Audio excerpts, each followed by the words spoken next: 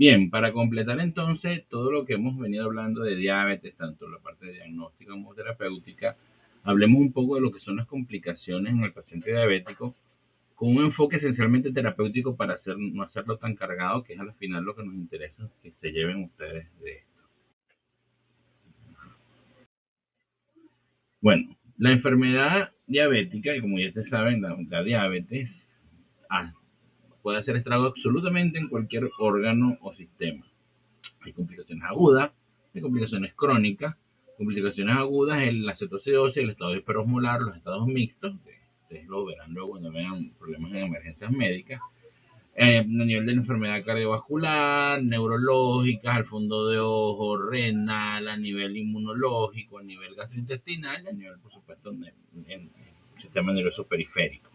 Más o menos lo que vamos a ir, no vamos a dedicarnos a complicaciones agudas, sino solamente complicaciones crónicas y su tratamiento. El que ustedes ya deben tener bien claro, porque ya lo hemos venido hablando, es la enfermedad cardiovascular. Quiero hacer énfasis un poco en esto, que es el continuum cardiometabólico. Recordad que el continuum cardiometabólico es, como dice su nombre, un continuum que siempre está evolucionando alrededor de un ambiente con estrés oxidativo que da daño a órganos diana, pero siempre va a haber remodelado patológico, injuria tisular, disfunción de órganos y siempre va a terminar así. Nuestro trabajo como médicos y ustedes como protomédicos es justamente enlentecer la evolución de este continuum cardiometabólico. Ya lo hemos hablado porque al fin y al cabo nuestro enemigo no es la muerte, nuestro enemigo es el sufrimiento y los problemas que traen ellos. Por supuesto que este continuum cardiometabólico está predominantemente es producto de la hipertensión y la diabetes, y desde el punto de vista fisiopatológico, la angiotensina 2 es quizás uno de los principales problemas, que es por eso que los tratamientos que bloquean la angiotensina 2 son los tratamientos que también se están usando actualmente mucho más. Pero esto es la búsqueda de nosotros, disminuir la velocidad de este continuum, que sea lo más lento posible y no sea tan rápido. Ustedes ya saben, la enfermedad cardiovascular se compone en la enfermedad coronaria, el ictus y la enfermedad arterial periférica, y recalcar la importancia de siempre hacer el cálculo en la enfermedad cardiovascular. Es cierto que ya después que tú has visto muchos pacientes con riesgo de enfermedad cardiovascular, ya automáticamente ya tú sabes quién es o no es de alto riesgo para la enfermedad cardiovascular, pero para algo existen las calculadoras, y ustedes están en este nivel, les recomiendo que la usen hasta que yo llegue un momento que les va a ser totalmente natural. Con respecto a la hipertensión arterial, que ya es un tema que han hablado, recordar que cifras mayores de 140-90 son cifras ya problemas para la tensión arterial, para considerarlo hipertenso, incluso en el diabético. Recordar que tienen que ser diferentes tomas, no con un solo toma se hace el diagnóstico, tienen que ser en días diferentes. Y realizar AMPA, que son al menos 2 tomas diarias, en la mañana y en la noche, por al menos 5 días. Pero también hay que considerar específicamente para el paciente diabético los fenómenos ortostáticos, que bien recuerden son disminuciones de la presión o cambios, pero sobre todo la disminución de la presión arterial sistólica más de 20 milímetros de mercurio y o de la diastólica más de 10 milímetros de mercurio. Aquí la diferencia puede ser el tiempo que esperas para considerar un fenómeno ortostático, porque siempre se considera que había que esperar 3 minutos para ver si el fenómeno ortostático es real, pero ya incluso hay unos estudios que con 1 minuto ya tú puedes ver si el fenómeno ortostático es real o no, pero eso se los voy a dejar de tarea para que lo investiguen. Bueno, desde el punto de vista de las metas, lo más importante en un paciente diabético es lograr el control metabólico, que suele ver en las clases previas. Las cifras de tensión arterial deben estar por debajo de 140-90 en todos los pacientes diabéticos. Hay un grupo especial que es discutible, que ya se lo deben haber visto en hipertensión, que son los pacientes con alto riesgo cardiovascular. Porque, ¿qué pasa? Menor a 140-90, pero tiene el detalle que el fenómeno de la curva J, que ya lo deben conocer, indistintamente el paciente tenga revascularización cardíaca o sin revascularización cardíaca, cuando tú haces metas muy intensivas y vas disminuyendo la tensión arterial, esto aquí abajo presión sistólica y esto es riesgo cardiovascular, la tasa de riesgo.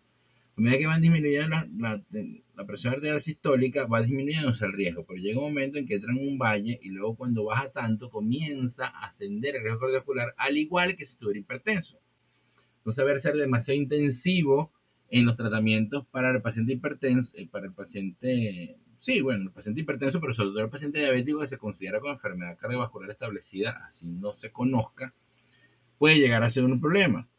Entonces, las cifras claras de disminución de 140-90, pero cuando el riesgo cardiovascular es muy alto, a veces se prefiere tenerlo discretamente por debajo de 130-80. No podemos tenerlo tensiones muy bajas, son pacientes que no se pueden mantener en 160 de tensión, porque aumenta más bien el riesgo de isquemia coronaria sobre todo, pero también cardíaca y renal. Entonces, la decisión si se hace tratamiento intensivo versus tratamiento estándar como terapia o dosis creciente, son pacientes que si tienen enfermedad renal establecida, o enfermedad renal que la hipotensión más bien los va a hacer progresar, pacientes mayores a 70 años deben tenerse cuidado con el tratamiento intensivo, pacientes de alta fragilidad, que este es otro concepto que podemos ver posteriormente, que ocurre mucho en el adulto mayor, pero sobre todo en los pacientes con polifarmacia, pueden hacer mucho más síntomas, pueden ser, está muy asociado, por ejemplo, a los eventos sincopales, que hacen, por supuesto, en acompañado de más daño neurológico probablemente, y entonces es un problema con los pacientes con polifarmacia. Entonces, claro, las cifras de tensión arterial son menos de 140-90, hay que considerar un subgrupo especial que son con riesgo cardiovascular muy alto, que hay que tenerlos, si es posible, un poco por debajo de 130-80, pero nunca disminuir por debajo de 120-60 tensiones arteriales. Este algoritmo lo hice yo hace ya tiempo, justamente por unas clases que más o menos resumen lo que hemos hablado a lo largo de todas las clases de esta pasantía, que está basado en el cálculo de riesgo cardiovascular, si es menor al 10% o si es mayor al 10%. Si es mayor al 10%, considerar tensiones arteriales ya hipertensos en pacientes con mayores de 130-80 y menor al 10%, considerar hipertenso mayor a 140-90 y ver si hay enfermedad cardiovascular establecida o no. Esto simplemente es lo mismo que hemos venido hablando, no se los voy a leer, analicen estas láminas por ustedes mismos, pero se darán cuenta que es más o menos lo mismo que hemos hablado.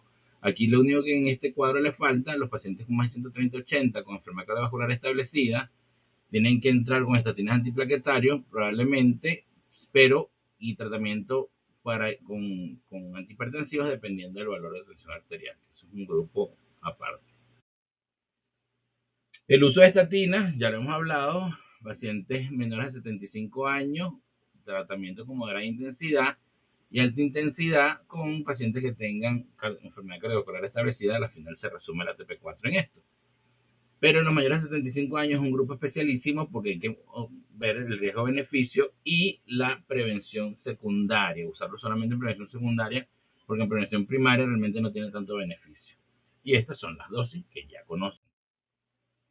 El uso antiplaquetario, está claro que en prevención secundaria no hay duda del uso antiplaquetario. El problema en el diabético siempre ha sido en prevención primaria. Hubo una época que se usaba en prevención primaria, todo diabético tenía que usar aspirina, pero resulta que ya hace unos años para acá sabemos que el riesgo de hemorragia aumenta y tiene que indicarse solamente en aquellos casos que tienen riesgo cardiovascular mayor al 10%. Se puede usar clopidogrel, prasugrel, otro tipo de antiplaquetario, pero siempre se prefiere, sobre todo porque la aspirina es la molécula que más estudios tiene, que sea con una contraindicación clara al ácido acetilsalicílico. Los estudios, si buscamos los estudios de aspirina, vemos que la dosis oscila entre 75 y 162 miligramos, es muy amplia la dosificación. Sin embargo, en nuestro país es muy sencillo porque nosotros hemos conseguido 81 miligramos, cuando había la aspirina infantil era de 100, que era la que usábamos, pero ahorita lo que se consigue es 81 miligramos, usamos esa dosis. Desde el punto de vista de enfermedad renal, lo que hay que hacer control anual de albuminuria, específicamente la microalbuminuria, y hacer cálculos siempre que se pueda porque tiene mayor sensibilidad y especificidad que la microalbuminuria aislada, la relación albúmina-creatinina. Por eso tienen que pedirle la microalbuminuria o la albúmina en 24 horas y al mismo tiempo creatinina sérica para justamente hacer el cálculo de la relación. Esto tiene la excepción del control de envejecer anual, es 2 veces al año si tiene una relación albúmina-creatinina mayor a 300 o una tasa de filtración glomerular entre 30 a 60 ml minuto. Ahora, esta enfermedad renal, desde el punto de vista terapéutico, por supuesto, vuelve a tener importancia el control metabólico, pero dentro del espectro del control metabólico, terapéutico para el diabético, ¿qué nos beneficia más la enfermedad renal? De primera, ahorita, que es lo que está de moda, los inhibidores SGLT2, la dapaglifosina, la canaglifosina y la empaglifosina, que es la que tiene estudios más recientes, en el paciente inicialmente se decían con tasa de filtración glomerular mayor a 30. Cuando yo preparé estas láminas, todavía no había salido el estudio donde se usaba dapaglifosina incluso con tasas de filtraciones menores, donde incluso había recuperación de la tasa de filtración glomerular. Se puede usar prácticamente en los pacientes diabéticos con enfermedad renal en cualquier estadiaje, incluso con albúminas mayores a 300 miligramos de albúmina por gramo de creatinina. Y es importantísimo, eso hablamos de insuficiencia cardíaca, que son prácticamente una indicación formal en aquellos pacientes con riesgo cardiovascular y riesgo de falla cardíaca. Los agonistas LP2 y senatiduloglatide también son tratamientos adecuados para el control metabólico en pacientes de enfermedad renal sin problemas, que no, bueno, más bien ayudan a la mejoría pueden incluso ayudar un poco a la proteinuria. Y es importante tener claro que una de las metas es control de la tensión arterial bajo los criterios que dijimos hace unas láminas atrás. Y el grupo principal que se usa son los ARAs o los IECA, que tienen una disminución clara de la proteinuria. Hace unos años se usaba como profiláctico, qué sé yo, dosis de 5 miligramos en enalapril para evitar que hicieran proteinuria por diabetes, pero eso no rindió fruto y no se usa de manera profiláctica. La dosis va a depender mucho de si el paciente tiene tensión arterial alta o no está alta, porque tú puedes incluso usar los ARAs y los IECA, si bien cuando no profilácticos, si a dosis bajas en pacientes que están normotensos pero que tienen proteinuria. Pero siempre es importante, sobre todo en estadiajes altos, mayores a estadio 3, que se monitorice electrolitos, específicamente potasio y, por supuesto, magnesio, que va de la mano. Desde el punto de vista de la neuropatía diabética, hay que hacer un despistaje anual. ¿Cómo se hace el despistaje anual? Hay dos cosas que considerar. Primero, en los pacientes que usan metformina, que son el grueso, pues es casi que la base de la pirámide en el tratamiento, ver los niveles de vitamina B12, porque recuerden que la anemia megaloblástica por déficit de B12 también produce neuropatía periférica y puede confundir con la neuropatía diabética, y lo que necesita el paciente es un uso de B12, y la metformina está asociada a disminución de B12. Recuerden siempre interrogar al paciente cada vez que lo ven. Si los pacientes siempre te van a decir o que así tal cual como se ve aquí en la figura, que siente pinchazos en los pies. Algunos dicen que no sienten nada, que sienten que están caminando como en algodón o en nube. Otros, la más frecuente, que te van a decir que les arde las plantas de los pies. Ustedes mismos pueden al examen físico ver lo que es una artropatía de Charcot. Con la artropatía de Charcot se describía primero en sifilítico, sobre todo a nivel de rodilla. Por supuesto, con el control a los años del treponema, se ha limitado a la artropatía secundaria a neuropatía diabética. Y se ve justamente un pie en mecedora de estas características. Clásico, con hipertrofia de la cabeza del metatarso y contracción justamente de la falange sobre el metatarso, y esta aumenta el puente. O puedes ver mal perforantes plantar, que sea justamente de la cabeza de los metatarsos, generalmente del primer metatarso, pero la primera de la cabeza del primer metatarso, pero pueden verse en cualquiera de ellos.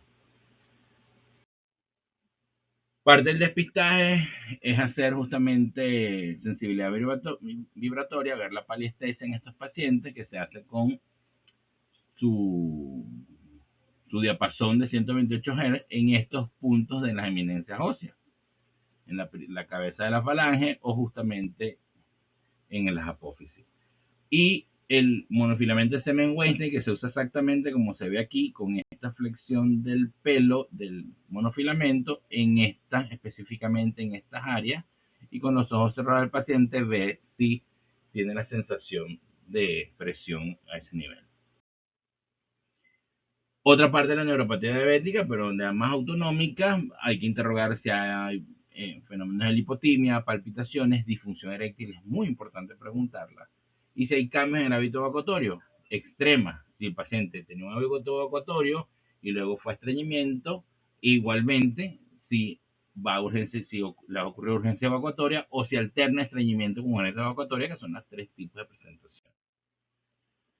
Para cardiopatía específicamente, ya lo hablamos, está pendiente de la hipotensión ortostática, pero más Tan importante, no más, tan importante es la taquicardia en reposo con frecuencias cardíacas mayores a 100 latidos por minuto, y vemos que el paciente tiene inicialmente una pobre respuesta para la inspiración profunda para disminuir esta taquicardia en reposo. Como ustedes ya ven eso, les pueden hacer perfectamente un René Valcardi, que es el trazado de un D2 largo a 50 milímetros por segundo, donde lo hacen en reposo, inspiración, expiración, maniobra de Valsalva y masaje carotido derecho e izquierdo, y ahí ven si los cambios de las RR son lo suficientemente buenos para ver si hay respuesta autonómica.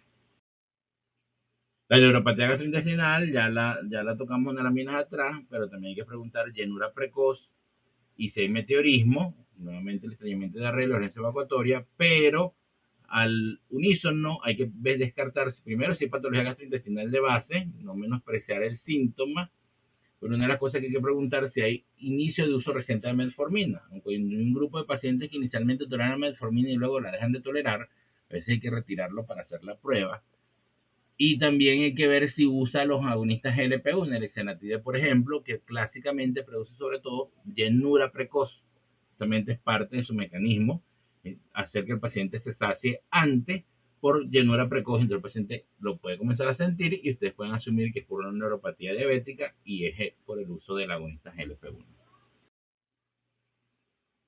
Lamentablemente la terapéutica de todas estas neuropatías que hemos hablado es control metabólico solamente, y hay que tratar de evitar llegar aquí, y el tratamiento es exclusivamente sintomático. Es muy difícil lograr revertirlo porque es justamente ya daño a ese órgano por la glicación de las neuronas. Pero hay maneras de aliviar el dolor, como hemos hablado, porque es la búsqueda de uno, aliviar el dolor al paciente y el sufrimiento. Cualquier analgésico puede servir, pero recuérdense que estos son pacientes de alto riesgo para enfermedad renal, por lo tanto no pueden abusar de los AINES, tienen que ser dosis cortas, no pueden ser no pueden ser usuarios crónicos de AINES, a excepción del acetaminofén, que sí se puede usar un poco más prolongado y es un poco más seguro, pero recuerden que también tiene toxicidad hepática. Entonces, como no pueden estar, los pacientes no pueden estar usando todo el tiempo analgésicos, pueden usar también opioides débiles, por cierto, pero también tengo unas palabras para el opioide débil en unas láminas más adelante. Tienen que usar un neuromodulador. Los neuromoduladores que van mejor para neuropatía diabética sensitiva es la pregabalina, la gabapentina, la carbamazepina. Recuérdense que ellos también producen un poco de sedación y tienen que considerarlo ahí titulándolo. Siempre traten de titularlo de dosis baja a dosis alta. La pregabalina arrancar en 75 y pueden llegar hasta 300 miligramos. La gabapentina pueden arrancar en 300 miligramos y puede llegar hasta 1800 miligramos. Y la carbamazepina arrancarlo en 200, incluso a veces en 100, y pueden llegar también a 800 miligramos. Unas buenas alternativas con menos evidencia, pero que también tienen estudios buenos para neuromodulación, son los antidepresivos como la duloxetina, la venlafaxina y la metriptilina. La metriptilina quizás es la que más tiempo tiene con estudios y la que tiene mejor evidencia, pero es la que menos se consigue porque ya es una molécula ya bejuca. La duloxetina es la que actualmente podemos conseguir con más facilidad. Les coloco aquí fuera del cuadro porque no hay una recomendación en las guías claras y fuertes para esto, pero que si leemos los estudios, vemos que son medicamentos con esperanzadores para tratar la neuropatía diabética, sobre todo las sensitivas, que es el ácido tióxico o el ácido lipoico, que controlan mucho los síntomas. Son 600 miligramos que se da 2 veces al día, ya incluso pacientes con 600 miligramos una vez al día ya reportan mejoría. Y el derivado de la capsaicina, que generalmente viene en gel o en crema, se coloca en el área justamente de dolorosa. Entonces, la capsaicina es un medicamento tópico que se controla bastante bien el dolor. El único defecto que tiene es que, como es derivado de la ají, pica. Entonces pasa muchas veces accidentes con el uso de la capsaicina, porque el paciente se queda con el gel en las manos, se lo pasa por la cara, pero es bastante efectivo desde el punto de vista de analgesia. Desde el punto de vista de terapéutica para cardiopatía autonómica, el control de la tensión arterial, hay que evitar siempre, hay que ser un consolidado de medicamentos, hay que evitar en lo posible el uso de polifarmacia. Mientras menos medicamentos, los medicamentos sean más eficientes, y por eso es que hay que explotar los efectos pleiotrópicos de ellos, es mejor. Ya hay que tener control del uso de diuréticos, que eso ya lo hemos comentado en las clases previas, porque el uso de diuréticos, sobre todo los excesivos, se asocia mucho con hipotensión ortostática y con síncopes en pacientes diabéticos y pacientes de la tercera edad. Y controlen la ingesta de sodio, porque a veces cuando hacen dietas demasiado estrictas hiposódicas, también pueden contribuir a síntomas autonómicos. Les pongo en la tercera, aquí en la tercera columna, la midodrina y la droxidopa como alternativas propuestas en algunas guías, pero realmente eso no ha demostrado tan buen efecto. Y, bueno, no lo usamos al diario. A veces es más efectivo, sobre todo si la cardiopatía autonómica se presenta como cuadros sincopales, el uso de derivados de la ergotamina. Y finalmente, la neuropatía gastrointestinal, que sea la evaluación nutricional para el control de los alimentos, porque hay alimentos, los pacientes diabéticos también hacen mucho lo que es intestino permeable. A veces hay que se controla en el uso del gluten, en el uso de las grasas, incluso en el uso de la lactosa.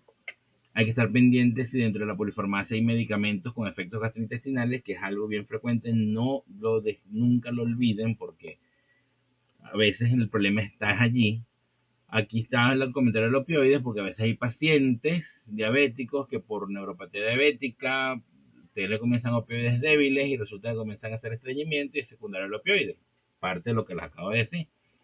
La metformina y las bonitas LP1 están francamente descritos como productores de síntomas gastrointestinales, tienen que estar pendientes. Los anti-EPP4 menos, pero también pueden producir algo de llenura precoz. Alternativa sintomática, usar procinéticos como el metoclopramida y la domperidona en pacientes que les predomine el estreñimiento, y la loperamida en pacientes que les predomine el hábito evacuatorio aumentado o las urgencias evacuatorias, que eso lo corrigen. No pueden usar la loperamida tampoco, porque también pueden producir un intestino lento y más bien producirle una pseudoobstrucción intestinal al paciente. ¿Ok? Entonces, bueno, espero que con esto sea suficiente para considerar cómo abordar las complicaciones crónicas en un paciente diabético. Bueno, muchas gracias.